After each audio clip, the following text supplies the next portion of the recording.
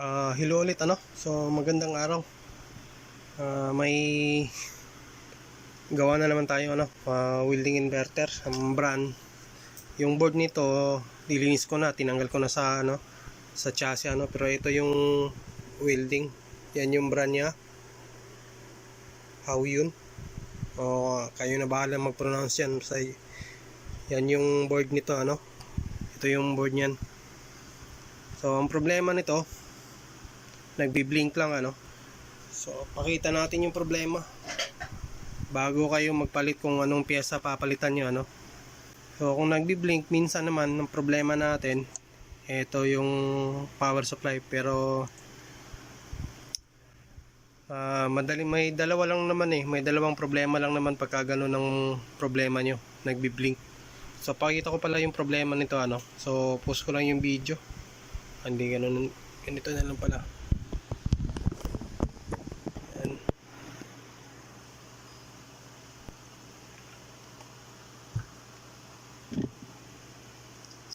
Ganyanin natin.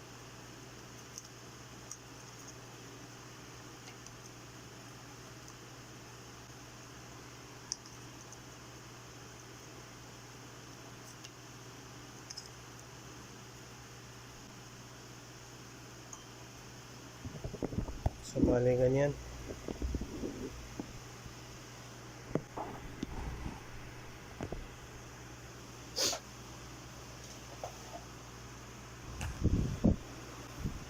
So bali on natin. So yung extension natin naka-on na yan. Nakikita nyo naman yung ilaw. Yan, naka-on na yung extension natin. So tingnan nyo yung problema Di lang natin pwedeng patagalin to ano, pagka ganitong mga klaseng problema. So pansinin nyo lang yung display at tingnan nyo lang yung display ano. So on natin. Yan. Nakikita nyo, yan yung problema niya no? Ganyan lang.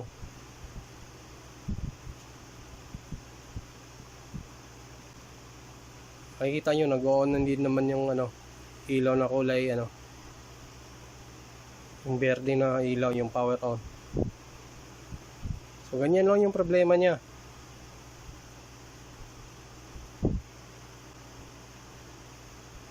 Marami kasing mga technician na nahihirapan sa mga ganitong problema Ang dali-dali lang ng problema ng ganito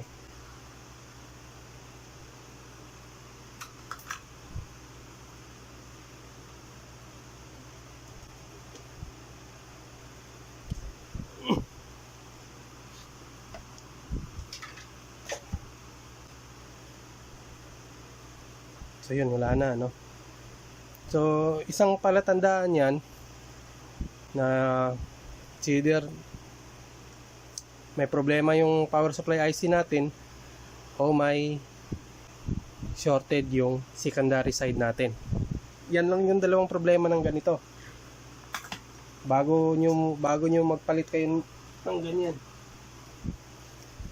So tingnan lang natin ano. So saan ba tayo magano?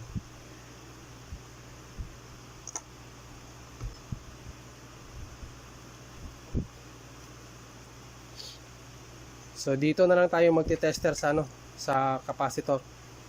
Rekta ano.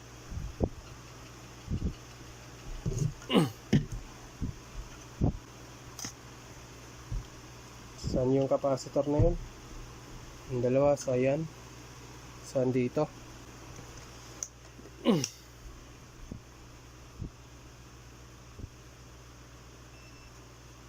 So continuity test tayo.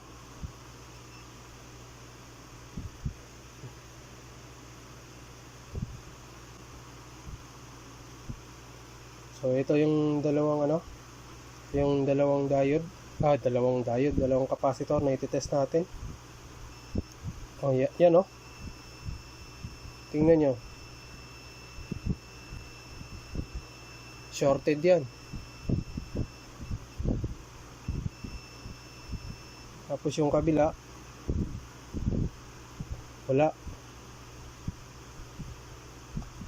So buo yung kabila. So kaya yan yung isang dahilan ba't nagbi-blink yung mga display ng welding machine, ano, kahit na anong brand. So ang titingnan lang natin dito kung saan piyesa ang nag-shorted.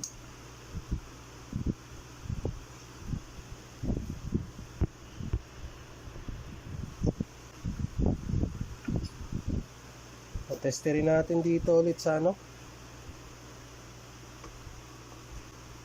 sa diode tayo mismo. Dito yung isa. So ayan, wala dito.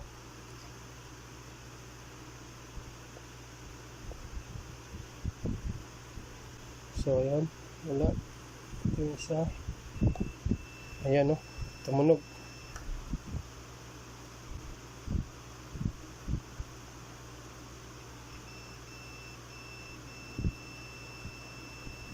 So try natin tingnan yung supply ng terminal ng fan. Ito yung terminal ng fan.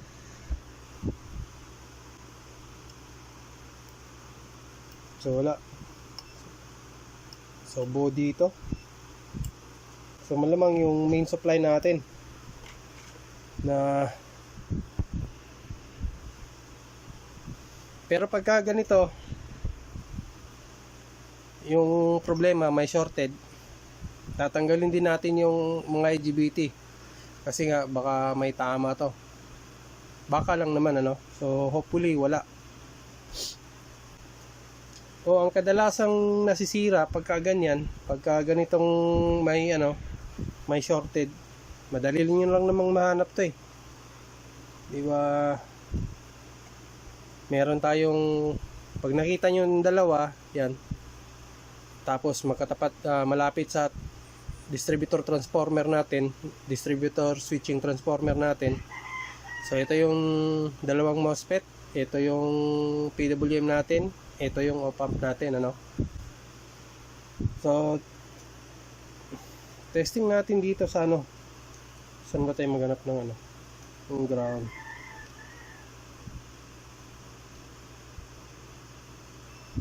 Okay, itong ground natin. So yan, nakatutok yung ground natin dyan, ano. Pero huwag nyo muna kung pansinin yan, dito muna tayo banda. Yung beep lang pakikinggan natin, ano. So ito, kahit na hindi nyo na tingnan yung supply nito, ano, sundutin nyo lang yung lahat ng pa dito. Kahit ganyan nyo lang, naka-continuity test kayo. Yan, tumutunog pa rin, ano. So ibig sabihin may shorted yung linya natin. So kahit saan dito, yan, oh.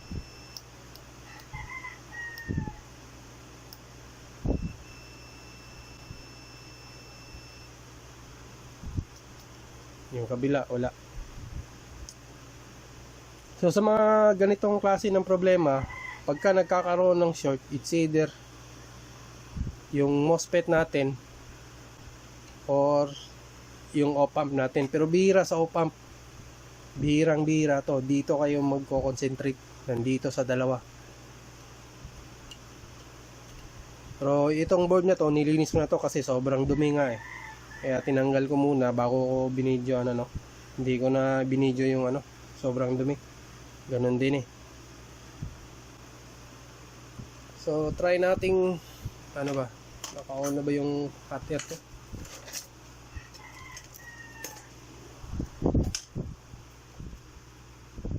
So try nating tanggalin dito yung,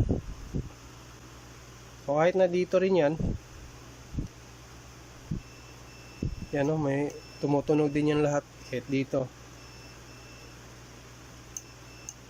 Pero madali nyo namang mai-spot yung ano, madali nyo namang mai-spot yung kung saan yung may problema.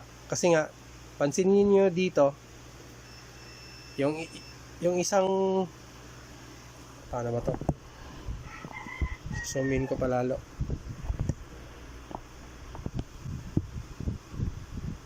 Pansinin nyo, ha, pag nag-tester ako rito, kahit na dito sa kabila, oh, ganito rin, oh. Balik tayo dito. Yan, di ba, wala kang nakitang tumunog dyan. Yung tutunog lang dito na makikita mo, yung B plus lang at saka yung positive side. Yung supply natin. Yan. Ganun din dito. Yan yung ground yan. Tapos kahit na yung positive side dito, tutunog yan. Pero pagdating dito sa MOSFET, yan. MOSFET. Pansinin nyo ha. Dito. Zoom in pa natin. Yan. So hindi tumunog. Tumunog, di ba? Baliktad, tumunog. Pero dito sa kabila, walang tumunog. So, pansinin nyo, hindi tumunog dito. Ito nang sa kabila, pansinin nyo. Yan, tumutunog yan. Yan. Pero pag dito, tumunog pa rin. So, ito yung may problema natin. Yan o. So ito yung may problema natin. Kahit na hindi nyo nalagyan ng tester yan, tatanggalin lang natin to. Tapos, kaya nga nasira to. Kaya nyo rin i-check yung IGBT natin. Kasi nga, nag-short to eh. Wag na wag kayong magpapalit ng, wag nyong papaanda rin o. Ito lang ang papalitan yung ano.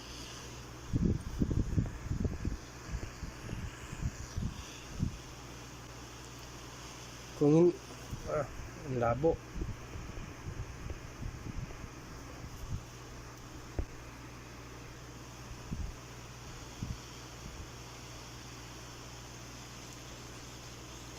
Kailangan yung i-check maigi yung IGBT nyo bago nyo paanda rin. Kasi mahirap na, may kamahalan yung mga IGBT sa amin dito eh. Buti dyan sa lugar nyo kung mura. So ayan, tinanggal na natin.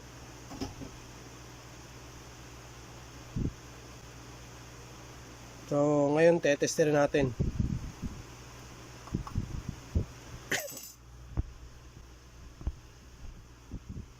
So balik na natin dito kasi bakal to eh. Magka-ground. Ganyan lang. So ngayon, tetest ulit tayo. So, tingnan natin kung tutunog pa ba. Diba, pag tinester natin dito banda kanina, dyan banda, yan, tumunog yan, diba? Pag ano mo dito sa kabila, tutunog pa rin. Pero yung pinaka-supply niyan, yan, wala na. Kahit na dito rin, yan. So, ibig sabihin, supply ba talaga dito?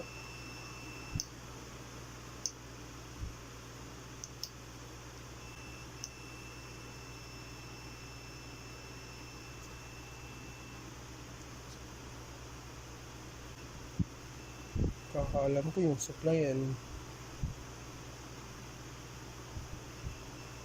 Kasi hindi pala ground to eh. Kaya nagtaka ako, ground yan. Kaya napapansin nyo dito, yan. Yung tumutunog na lang ngayon, yung ground na lang.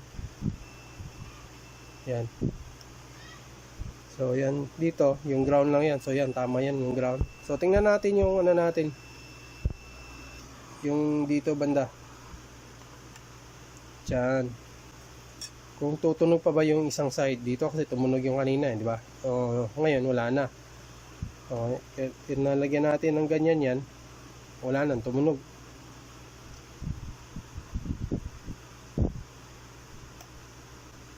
So, ang problema natin, hindi ito ang problema natin.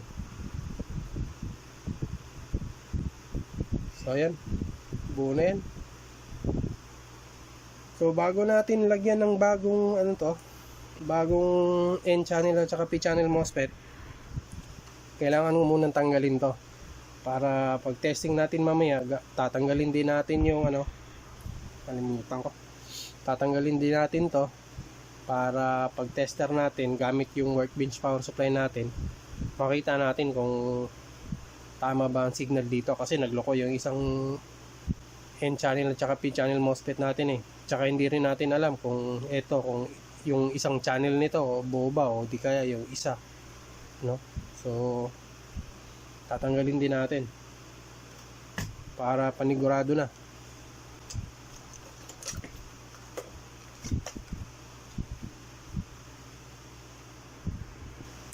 Kasi mahirap baka sakali kung maglagay lang tayo ng agad-agad ng ano MOSFET, ay channel MOSFET natin ano. So yung mga IGBT natin, kailangan nating ma-check to.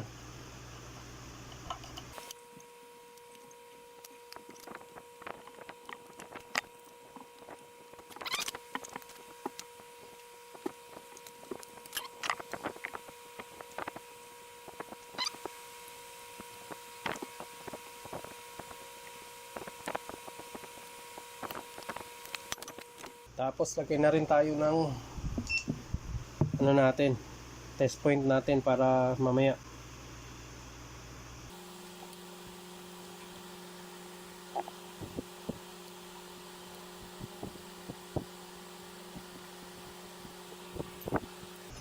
So tabi muna natin yun. Tapos gamitin natin yung pang tester natin dito.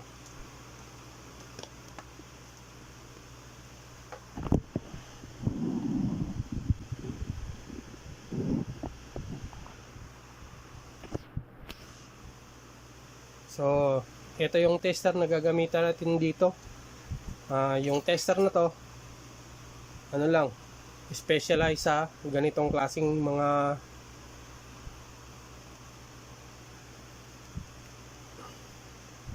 parts ano, o mga IGBT. Kasi ano to, na-feature ko na to sa ano, ilan. Ito yung tester na pang fit ang gamit. So on natin. Yan. So, depende na sa inyo, sa karanasan nyo kung paano nyo i-tester yung mga IGBT. Pwede namang ma-tester dun sa mumurahing tester eh. Kaya namang ma-detect, kaso nga lang kailangan nyong i-familiarize. So tester tayo dito. So yan, pumalo. Dapat pumalo. Tapos dito namamatay. Tapos dito rin. Yan. So buo yan.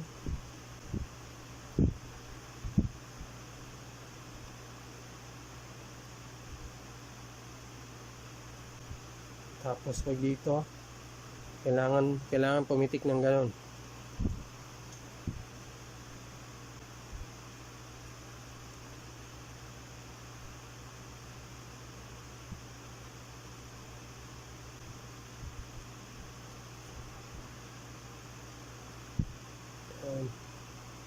So buo.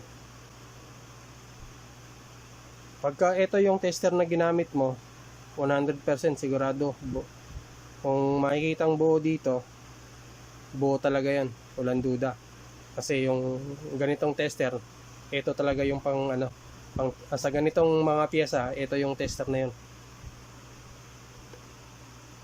So buo yan. So ano ba?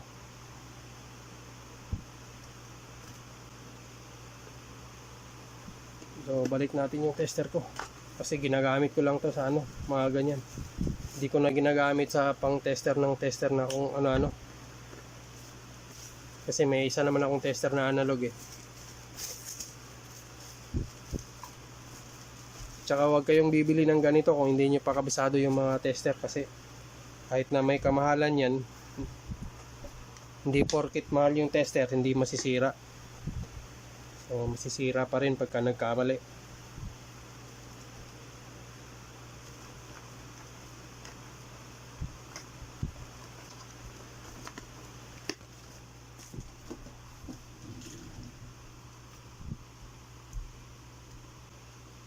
So paano ba?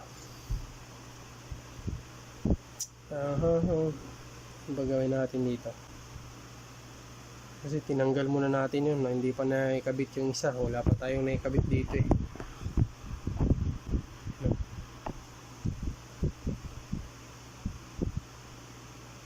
So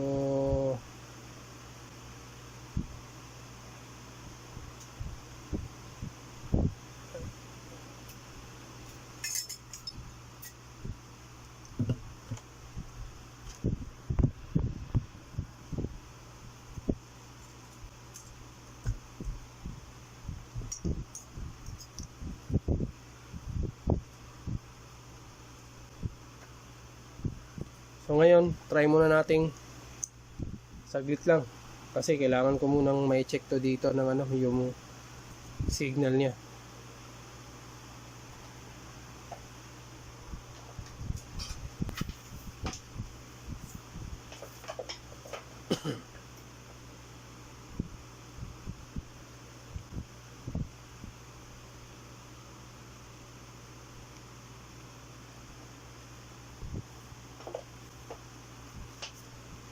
So gagamit tayo ng ano, ng power supply ulit natin. O natin yung power extension cord natin. Yung silbing may switch kasi yun para ano. Tapos dito, titingnan lang natin saglit ha. Kasi wala tayong nakakabit doon. Baka masira yung isang MOSFET. In channel at saka P channel MOSFET natin. So saglit lang natin i-on to ha. Makikita nyo naman dyan. Tapos patayin ko na rin. Kung buo ba yung ano natin. Power supply IC natin ano. So ito na, on natin. Yan. So gumana. Tapos tester natin yung supply ng kuryente ng 24 volts kung meron ba. So namatay na. Kung saktong 24 ba lalabas.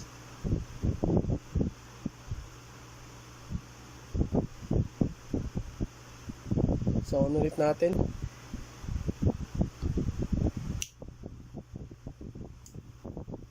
Sakto.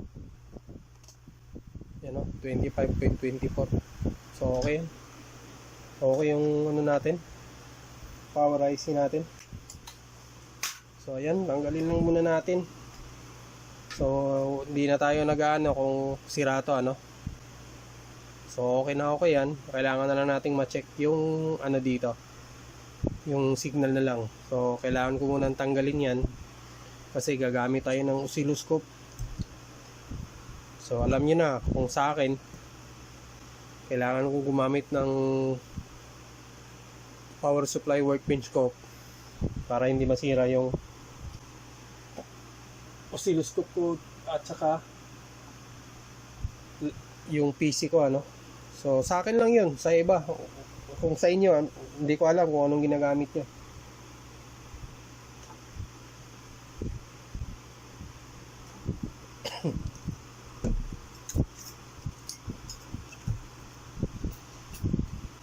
Kasi nga, kaya naman gumagamit ako ng power supply workbench. Yung ground nun, at saka yung supply, maliit lang. Hindi masyadong malaki.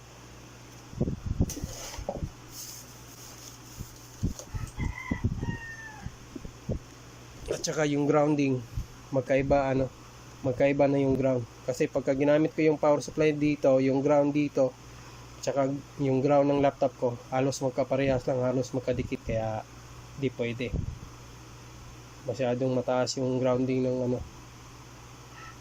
yung voltahe ng pumapasok dito sa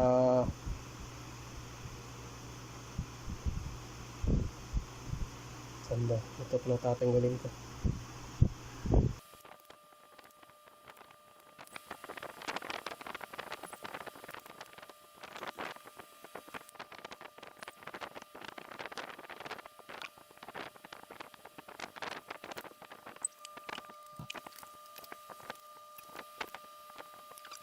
So, lagay muna tayo ng ano, palitan muna natin ng bagong piyesa yung ano natin dito bago tayo mag-test ng ano, signal. So, ito magpapalit tayo.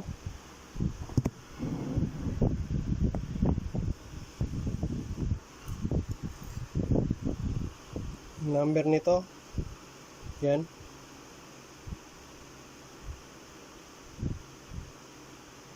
So 4688 to.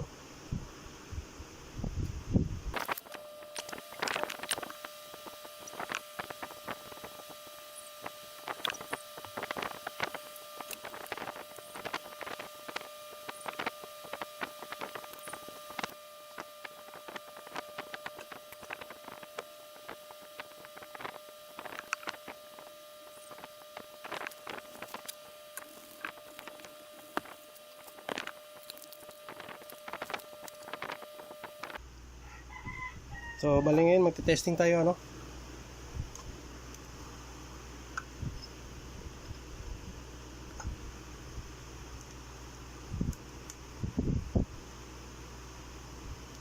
So ayan, meron 21.47 kHz. So yan, nakakabit na yan.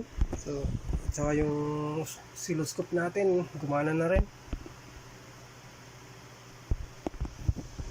Tapos reference natin yan.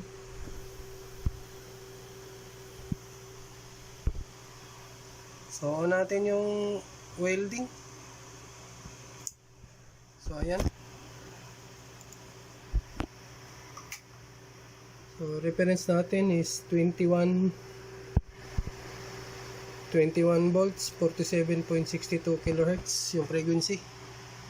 Tapos yung signal okay naman. So tingnan natin yung kabila kung magkapareha ba, no? So pansinin nyo lang yun, no?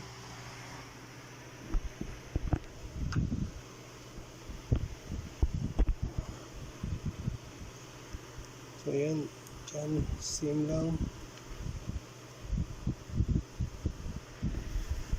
So on ulit natin.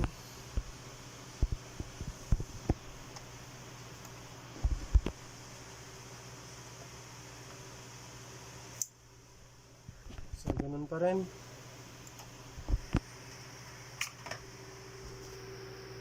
Yan, parehas lang.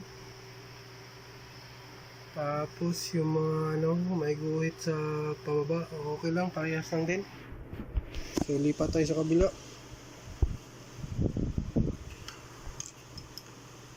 Isa lang ang ground na gagamitin natin kasi isa lang yan, oh.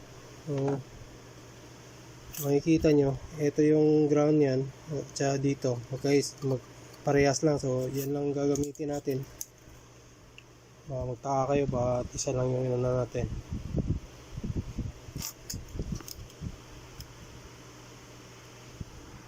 So ayan, nakakabit niyan dyan.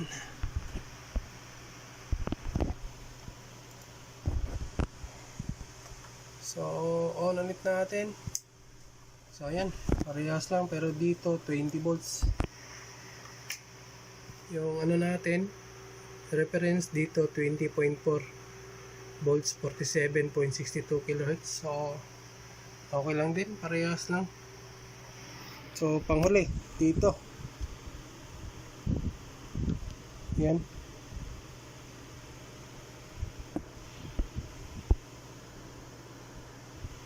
So balik natin dito.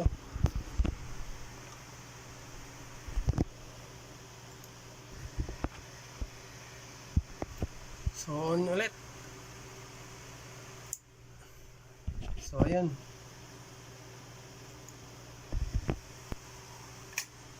So reference ulit 21 volts, 47.62 kHz. So parehas lang lahat ano, pero yung itong isa malinis. O mali lang siguro yung capturing natin. Run nga ulit natin.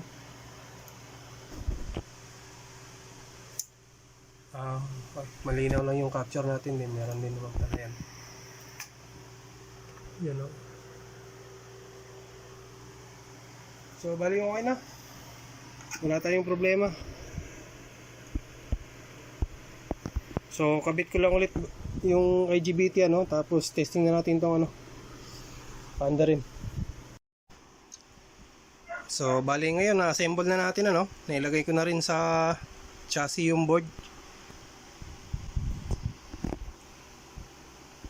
Tapos bago natin i-welding sa labas to, testingin muna natin kung may output ba tayong makuha. So naglagay na rin tayo ng bagong switch. Yan.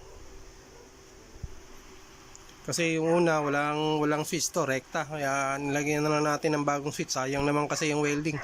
Maganda na yung pagkagawa natin. Tapos rekta lang. So kaya nilagyan natin ng switch. So on natin yung extension. Okay, teka lang. So on natin yung extension. Ayan, kita nyo naman. So bali ngayon on natin yung welding.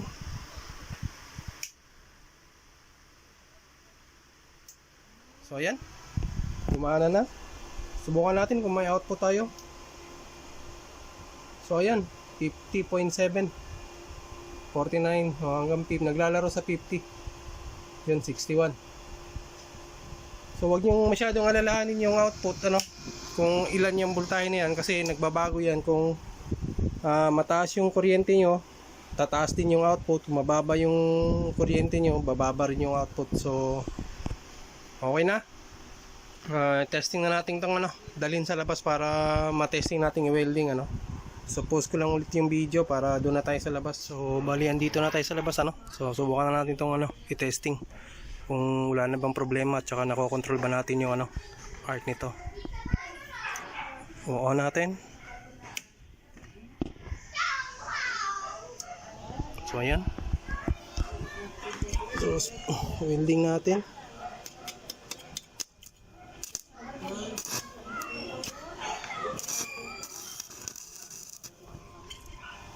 Ayan, hinaan natin.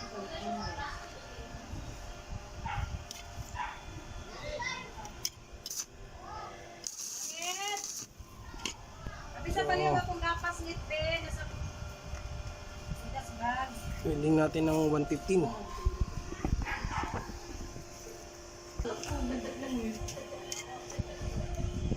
Basta mabukal ko ito.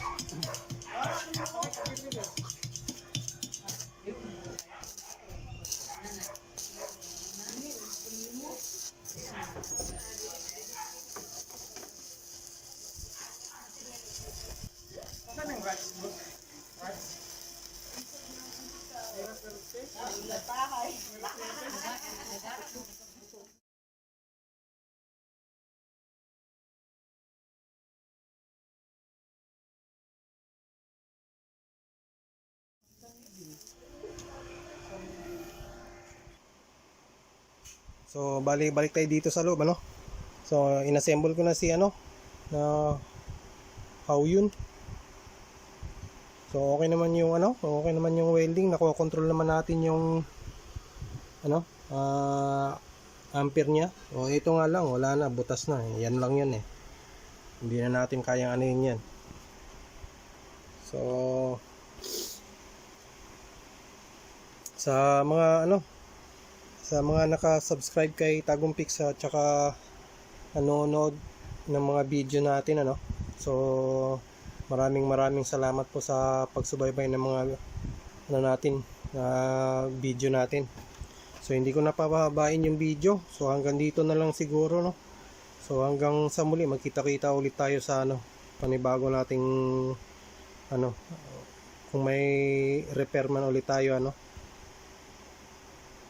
So salamat ulit, hanggang sa susunod.